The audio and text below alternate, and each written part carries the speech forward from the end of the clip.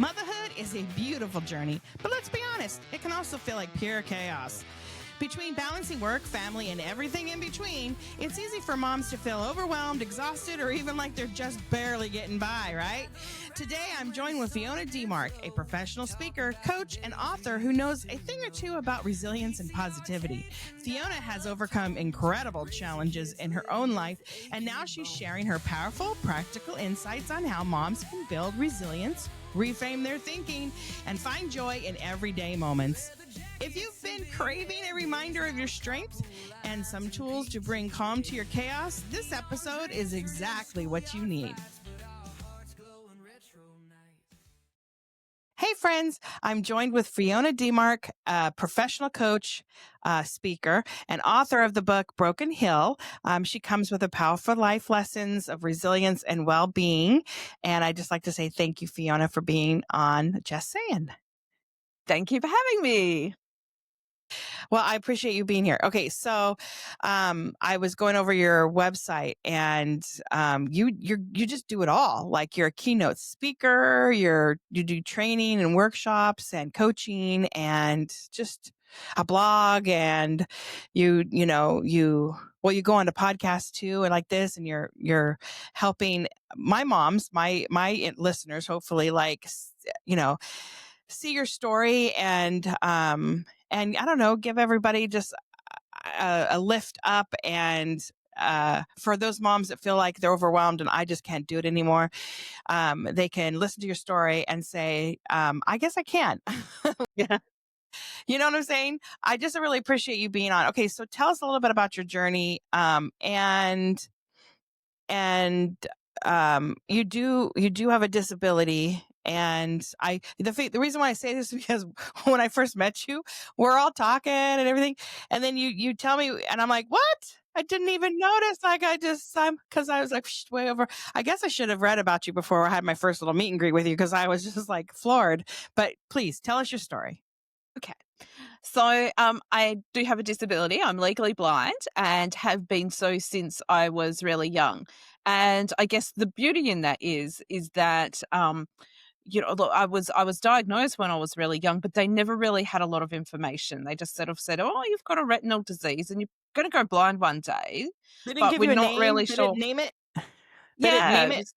Yeah, but it's like they didn't really know. Like they kind of thought, oh, maybe it's this and maybe it's that. And it turns out that it's something quite uncommon, which is probably why they couldn't really work out what it was. And so having said that, then it was like, oh, we think it's this, but we're not entirely sure because it doesn't quite 100% fit the box. So it's very much like a thing called retinitis pigmentosa, which generally means that your retina just kind of dies off over years and years. However, for those people, their vision kind of comes in, and so it ends up being like a bit like tunnel vision, where mine's the opposite, where my stuff right in front of me is completely sort of really not great. And then the stuff in my peripheral vision, although it's not great, that's actually where my better vision is. So I can sort of see off to the sides a little bit out of the corners of my eye better than I can see out of the front. So although that was sort of, quite I guess, a big thing to be told, I was probably about 5 or so when they told me this information. It also then gave me this thought process of, well, you know what, like, let's just take every day as it comes. And I grew up in a place there wasn't a whole lot of resources. I grew up in outback Australia, basically, where there is not a whole lot of resources in terms of having special education or having somebody that could teach me Braille or all sorts of things that I didn't have. And therefore, it meant that I sort of had to adapt and kind of work things out as we went. And so, although I wasn't really great at advocating for myself and it took me a long time to get to that point where I was really comfortable with my disability, I did spend a lot of time trying to fit in to be like everybody else. But at that time also, it did teach me that, you know what, like I do have something that is a little bit different to everybody else, and it gave me a different perspective on life. So when it came to, choosing careers, it was a case of, well, you know, what do you do? And what you do then turns out to be, well, what was possible with my disability. And look, there a lot of people had an expectation, and the disability was going to mean that I wasn't ever going to leave home, that I was going to stay in my little country town, that I probably wouldn't get a job, so I was going to be on a welfare payment, blah blah blah. And I'm like, yeah, no, that's not happening. And so then it was like, what do you do instead? And so I decided that one of the things that I could do, and I was probably inspired a little bit by some people that had helped me, was to become a social worker. So I went off to Sydney and sort of, put myself through university, and that's where it all started, was that social work degree. And then I've just added extra qualifications on top of that. So now I am doing the speaking and the coaching and all the things that you mentioned at the beginning. So are you also a social? So you still are doing social work? I don't social work as such anymore. Like, it's one of those, I think it's one of those industries that sort of, you slip in, you slip out, you slip in, you slip out. Like, it's got such a high burnout rate that yeah, like I kind of sort of, just took the opportunity probably nearly 10 years ago now, actually, to do a time out. And I ended up working for our state government here in Victoria. And it turned out that then sort of, that was a good sort of basis to then start to launch my own business from as well. So yeah, so now I still use all of those skills and things that I learned as a social worker, but instead of it being just sort of that standardized social work, now I've sort of been able to add all of the life coaching and extra sort of bits and pieces in that then sort of has moved my focus of how I deal with my clients. Ask you a question about your coaching. Can you go into a little bit of detail of like what would be a typical coach? Because I mean, I'm wondering what type of coaching you do. Because like my son needs like a life coach or something. Like he has a failure to launch. Like I always use that, but it's so true. And but he also, he has Asperger's and he's struggled socially a lot. But he's super bright, and really, I mean, he's so smart. Like he's ridiculously bright. And, but he, doesn't have, I don't know, he just isn't motivated to do anything. Mm. And And I'm not, that's quite often our frustration as parents too, is that sometimes we can see the solutions for the people that we're the closest to, but then we can't help them because it's like, okay, well, you're not necessarily going to listen to me. Like, I'm sure he they just don't kind of rolls listen. his eyes and goes, yeah, whatever, mum. And look, I mean, Right. my daughters did it too. Like, I swear my kids don't listen, don't wanna don't they my my son says, he tells me, he goes, "You just don't know, mom, things are different. They're not like they were when you," like, he must have Mm, thought, like, mm. everything was in black and white, like, or something, like, I used to think about my parents in black and white when they were younger, because 'cause I'm probably a lot older than you, but, like, my mom and dad, they met in I think they were married in 64 or something like that, I think.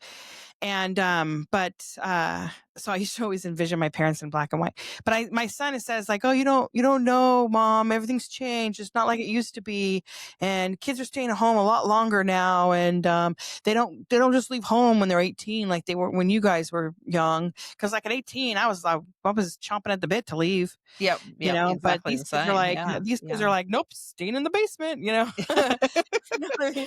Like And I yeah, and it is really common for that to be the case. Like, because I mean, more than anything else, I mean, it costs so much to move out of home. Like, Mhm, that's why true. would you when mum's at home and you've got a roof over your head and someone's doing your laundry and cooking? Like, I don't know if it's that. It's not even that. It's almost like he's scared. Like he mm, like he is afraid that he won't even be able to care for himself, and I did that to myself. I have an episode, it's called Confessions of a Helicopter Parent, because that is me. I am a helicopter parent, and I hovered woo, woo, woo, woo, woo, over my kids. And I'm like, I'll do it. I'll help you. Let me help you. Let me open that. Let me this. Let me that. And I didn't let my kids do it on their own. And I don't know why I did that. I think psychologically, I probably I did it to him but I didn't mean to do it to him, and it was a detriment to them. But I know I'm getting And off you topic. know, yeah, but I mean, it's true, and we go back to the the topic of what we started talking about in terms of resilience, and I think we have created this generation of young people that are less resilient than we were because our parents were just like, off you go, do whatever, like Yeah, don't come you back make your until the lights mistakes. come on. Like, don't come back until it's dinner time or That's something. And it's like, right. but mom, you it's know, only 9 o'clock in the morning. Yep, don't come back. Like, go to your friends. Be their yeah. So trouble right now. yeah, so there was that capacity that, okay, we want you to be safe, but we also want you to experience the world. And I don't know, I think, people call it failing safely, like as in, we've still got that little safety net out, but um it's gonna be okay. Yeah, you know what? I think you're going to have a job forever because these kids, this Gen Z, all these kids that are Gen Zers, some millennials too, they just, like you said, they're not like as resilient as we are. And I think that's like job security for you, right? Yeah, well, true. And we all do, like, there's 3 basic elements, like, so you said, for example, with your son, like, starting things is really difficult, and then you've got the other people that start all the things, but then never finish them, and so then you've got the people that sort of, have got 6 million projects on the go, but they actually just, don't they lose interest or, whatever happens, and they get distracted and they go to the next thing. So, okay, so we were talking about uh Gen Zers and millennials, they aren't as resilient as we were. Like, we drinking out of hoses and riding our bikes like 5 miles away when we were like 8, away from home and doing things we probably shouldn't have been doing. But these kids are where we kind of coddled them a little bit, and I think they're having some issues. So coaching, I was going to say, you really are going to have job security because the next generation are a bunch of wussies. Hey, no And y offense to you Gen Zers that are listening, because I know there's probably one or two out there, but I'm sorry, but your generation is wussies, like legit. Am I I wrong? think it's just, until you're faced with some of those, like, those dramas in life, it's like you don't start to build that capacity to, know that you've got the skills to overcome everything, and so, like, the rest of us have sort of had that built up over time, but if you're starting to deal with some kind of trauma, and it's the first time you've ever dealt with that when you're 20, then it's like, "Whoa, I've got no idea how to deal with this." And so it does become really overwhelming. Can I ask you about your coaching? Like, what type of coaching, or give me a scenario of something that you might, that somebody would use your services for? Mm. I mean, just kind of give me an idea. All sorts of things, like, here in Australia, we've got, something called the NDIS, which is the, like, it's, I guess, some government support funding for people with disabilities, and so some of my clients fall into that category. So people who have, diagnosed, ADHD or that are neurodiverse in some way, and that ranges from a girl who is just finishing high school right through to, I've got a lady in her 60s that is, being coached in those kind of, that scenario. So, obviously, the girl that's finishing school has different things, but it's still about setting goals, and it's about, maintaining that accountability, and like you mentioned, like, getting people started and focused, and okay, well, what is it that I want to achieve? And sometimes even just having that, I guess, person to bounce ideas off of and go, okay, well, this is what I think I want to do.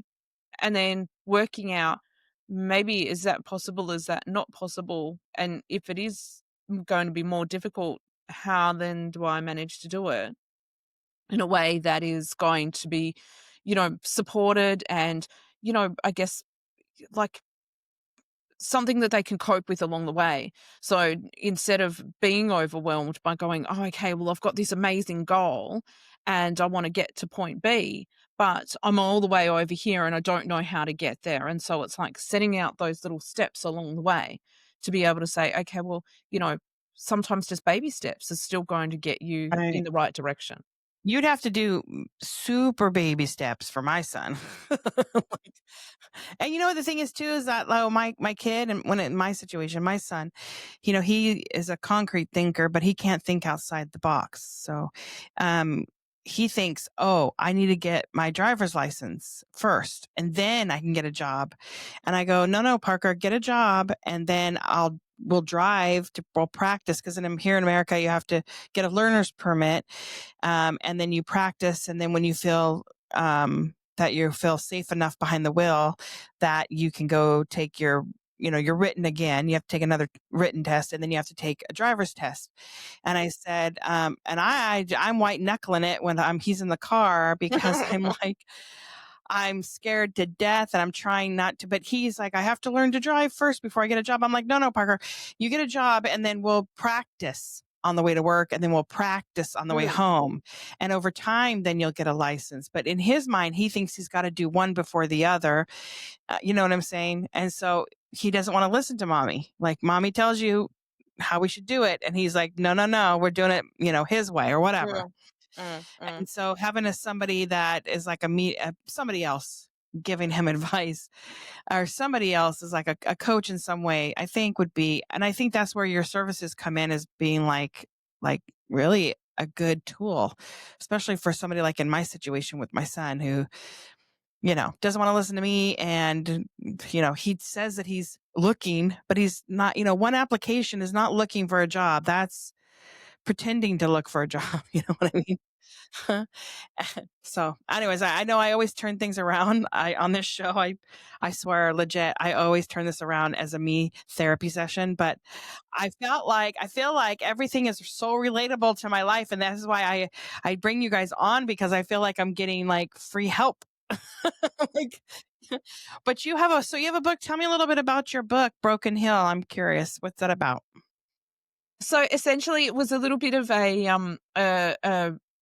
journey of my teenage years, and so when I looked at, I thought I always was a writer, like that was my thing. And one of the things that they taught me because there was no one in my little country town when I was growing up that knew how to teach Braille, the alternative was to teach me to touch type, which at 8 years old, I hated it. But now looking back, I go, oh my gosh, that was the best piece of, So learning I probably could have ever gotten. you put your hands on the keyboard like you would any other typing type thing, right? Yeah, And then yeah, you yeah, just yeah, type.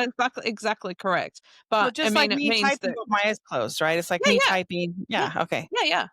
And Yeah, so that I is use my awesome. computer by having a little, they call it a screen reader. So it's a little voice that kind of like it's extra piece of software that you sort of load and then it runs over the top of everything. So essentially, imagine using your computer with no mouse, and a lot of the time I don't even bother to have the monitor turned on because I can't see it anyway.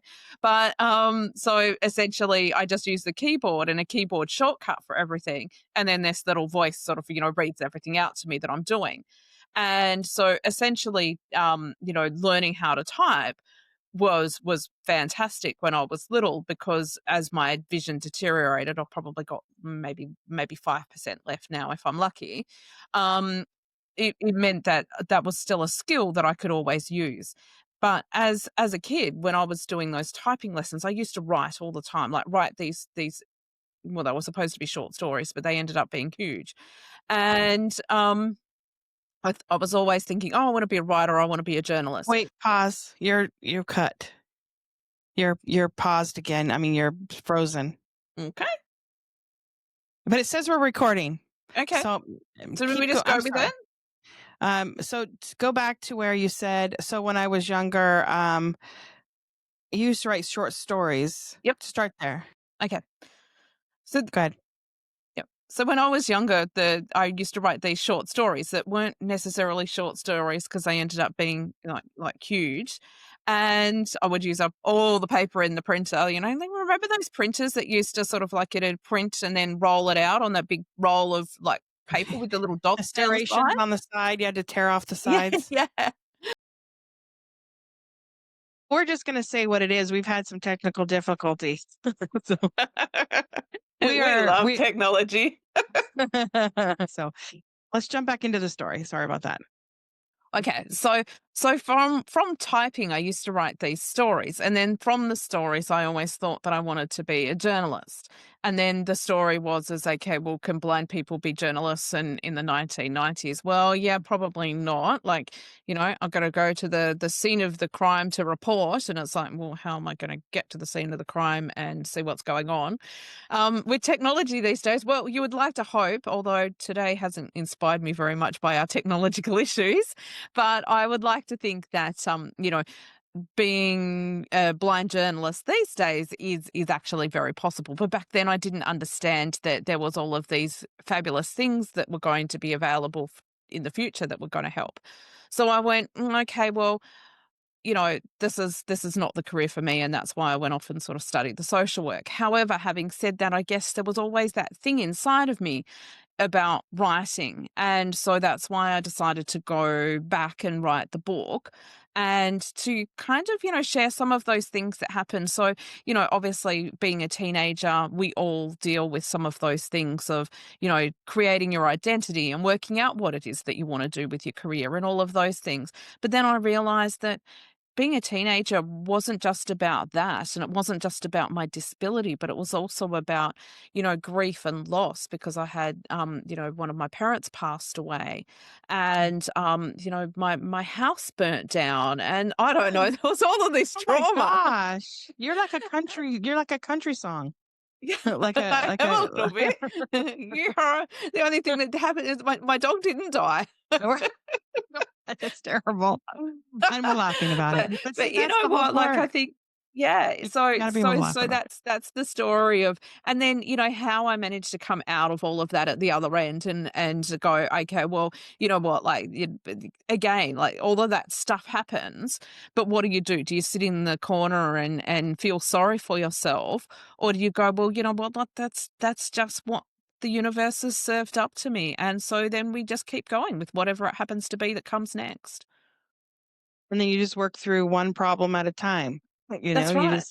you just put one foot forward, you put your big girl pants on and you continue on. I mean, I've had a lot of times I've had a lot of setbacks and you have to have goals and you set those goals and you just start something different. It's like, okay, that sucked.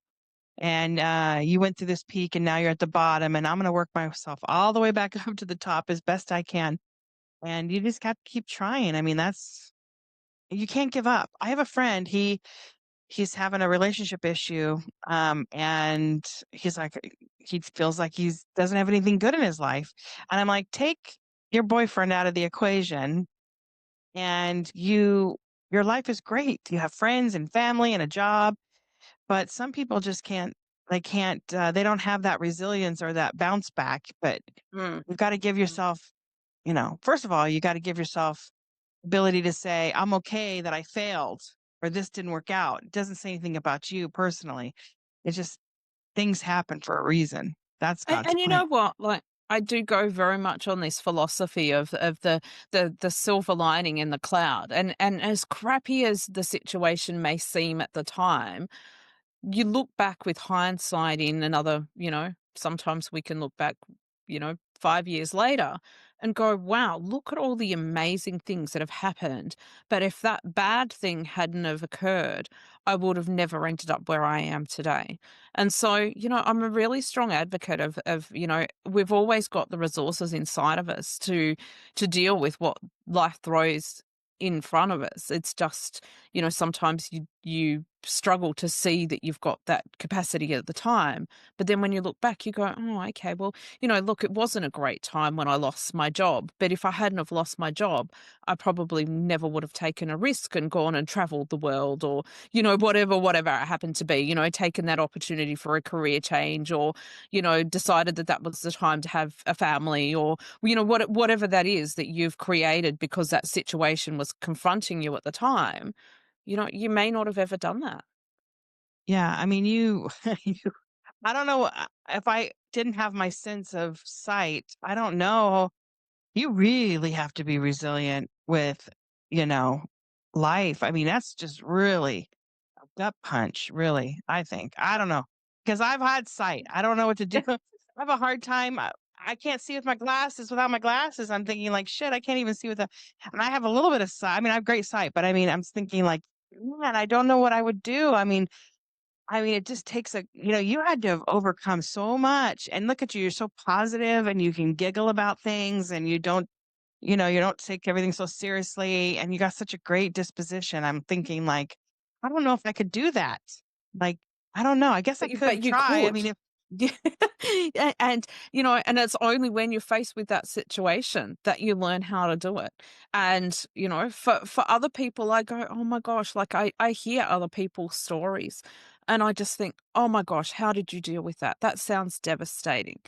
And then I think, well, no, when you're in that situation, you work out how to do it because again like you go okay well what's essentially what's the alternative, and the alternative is to say okay well poor little old me, no matter what has happening to me, I'm not willing to take responsibility for my own reactions to it.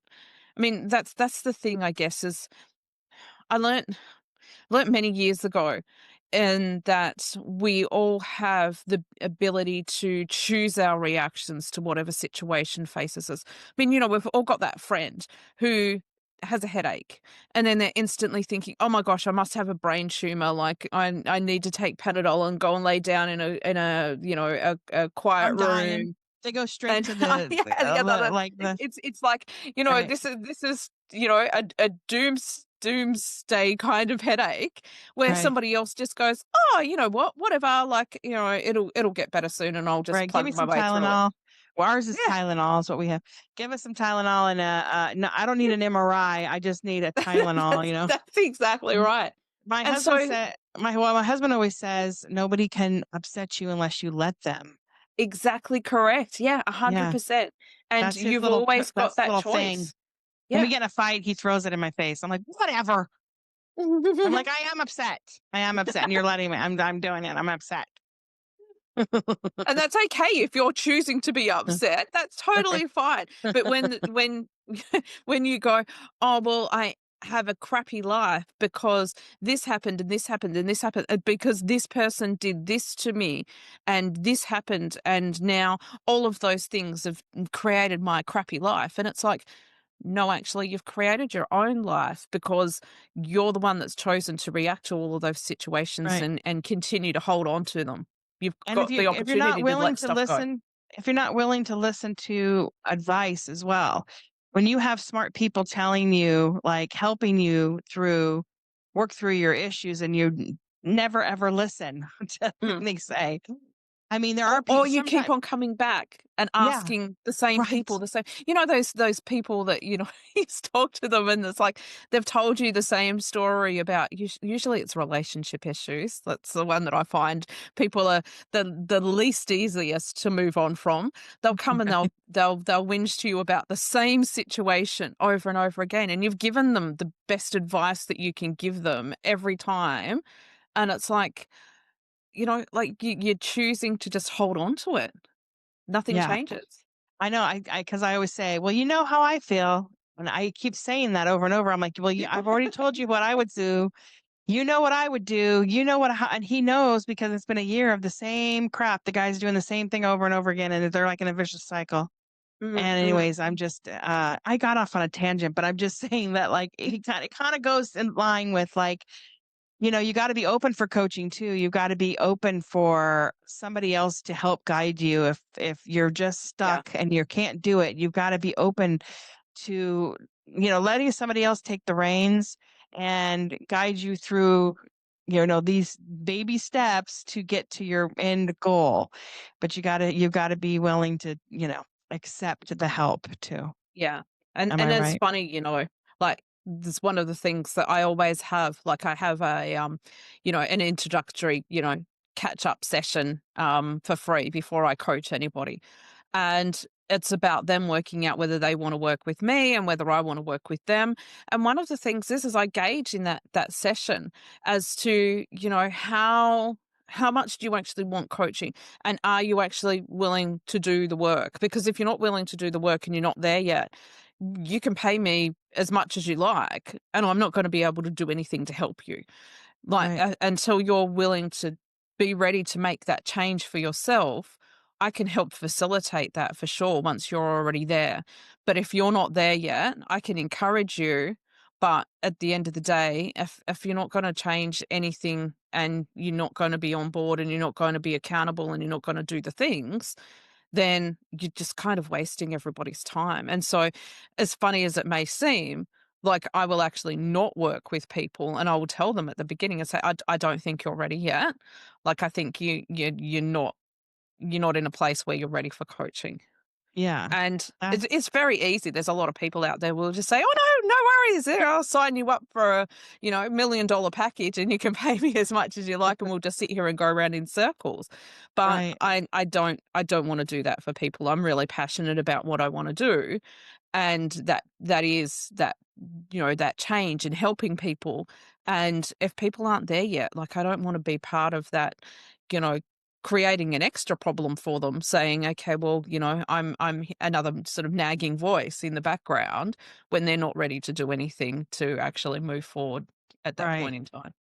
And taking care of yourself isn't selfish. It's really essential. So, especially Absolutely.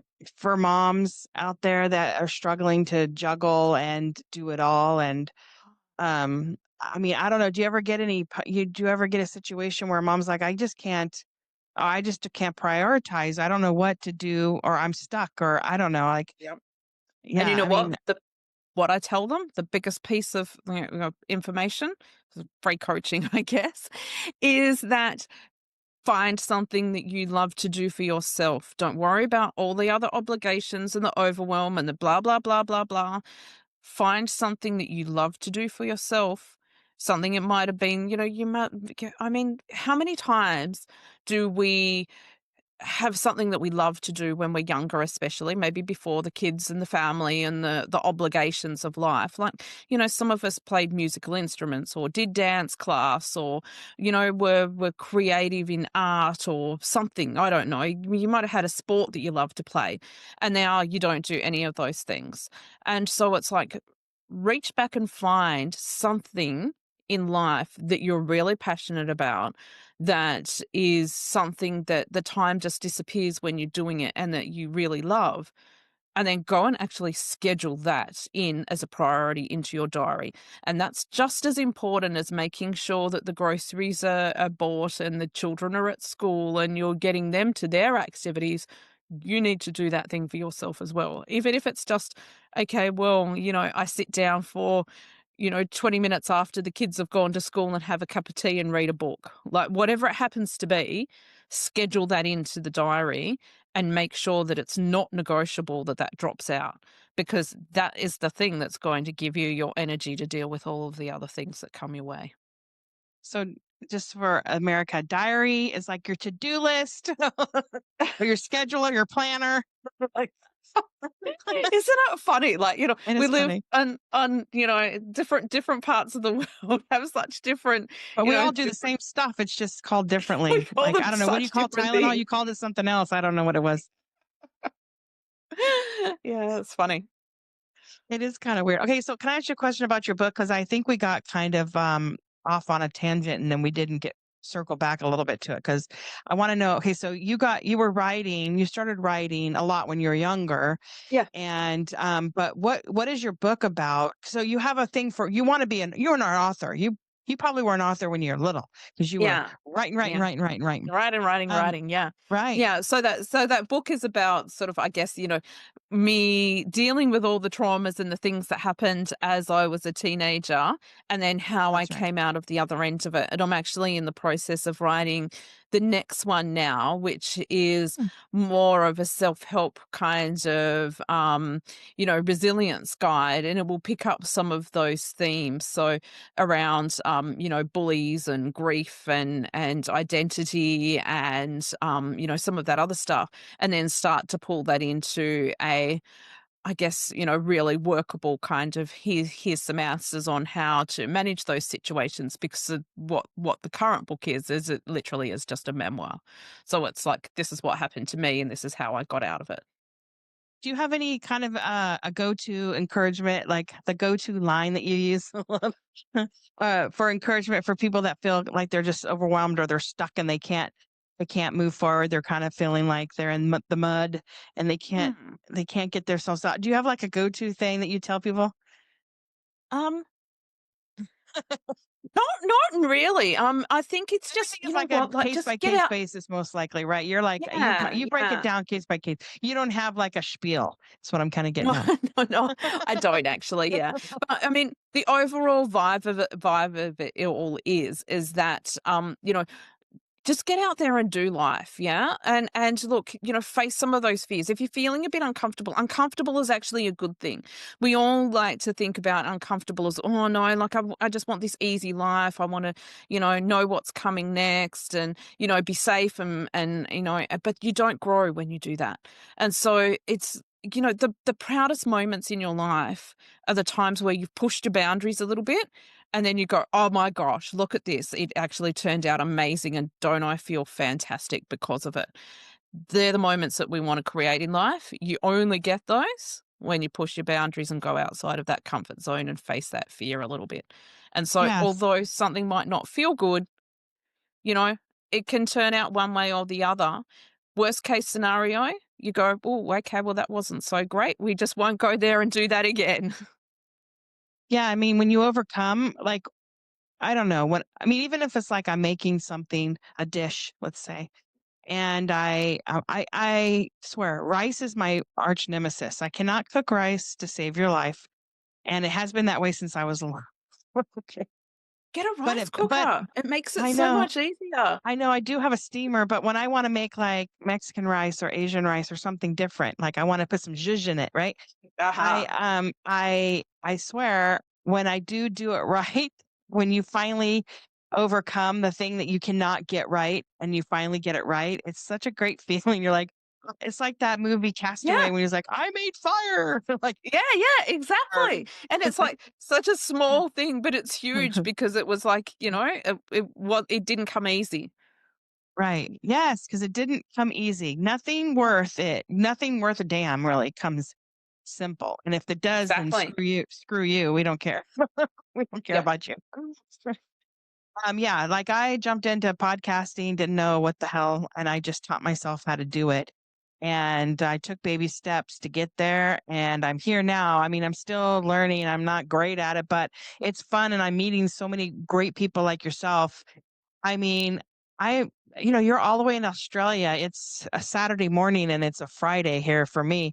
I mean, I'm meeting I'm just meeting so many great people and it's an adventure that I'm so glad that I took. And so I would guess my advice out there for anybody that's feeling like I might want to try or do, maybe reach out to Fiona for like some guidance and some to help you reach that goal, like you have that goal out there, it's out in the front and you're going to take all these steps and use her services to help, I don't know, help you get there. I mean, don't if you feel stuck, okay, you don't have to feel that way for very long. There are people out there that can help you walk through it and that's like for my kid too, there are services outside of mommy that can help Mhm. him.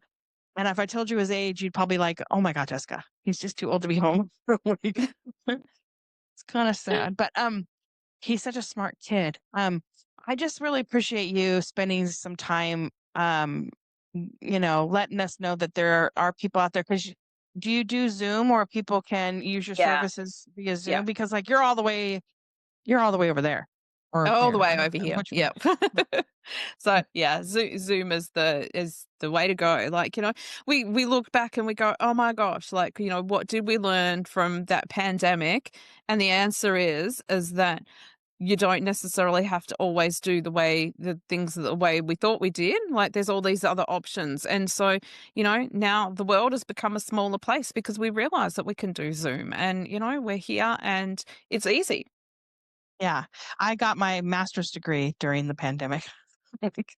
So I And mean, that's it. Like, again, it's you about can, going, "Oh, was it good? Was it bad? Oh, okay, well, you could think of it as being a terrible thing, but I mean, I did the same thing. I did some extra study as well, and it's the same thing. It's like, take advantage of the situations that are in front of you. Like, we're so easily distracted by going, "Oh my gosh, like life is so difficult and we want to have a whinge and we don't like things."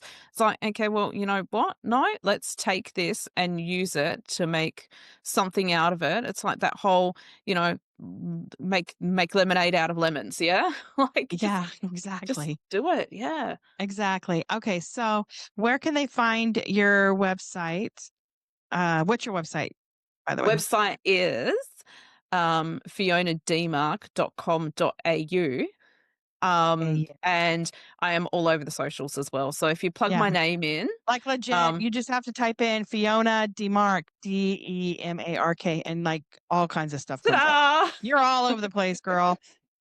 Okay, so not only that, but on my website, you can go to www.jesssaying.net and go to podcast on my link or the page podcast, and then scroll down and you'll see all of my podcast episodes, and Fiona will be in there along with all my other guests. And go straight to her website and her links there.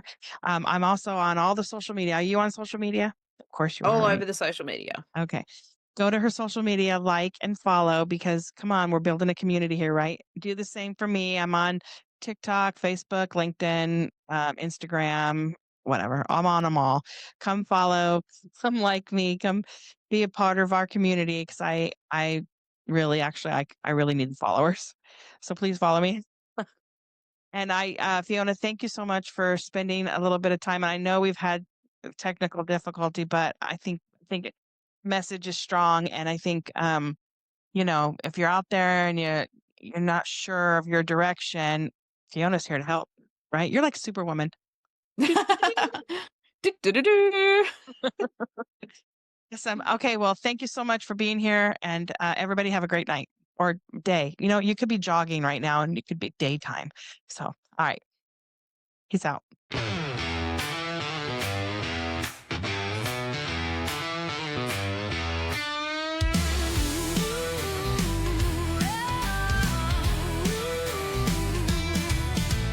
Gather around when the sun dips low, talking about the days we used to know. VCR tapes and dial-up tones, raising kids living with achy bones.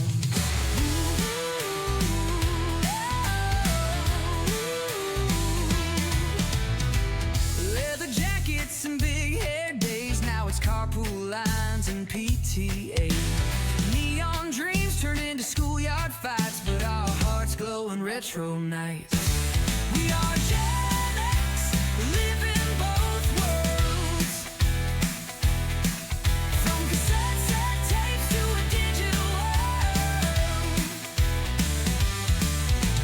Parenting now with a nod to the past. The retro love we know will last. We are Gen X, living both worlds. From cassette tapes to a digital world. Parenting now with a nod to the past.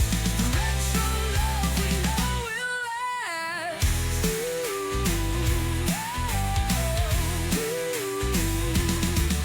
We dance to the beats of the boombox sound. Now bedtime stories echo all around.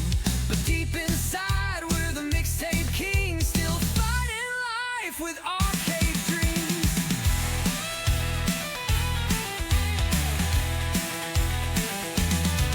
Feeding families with a pizza slice, telling tales with a side of advice, laughing at the way it used to be.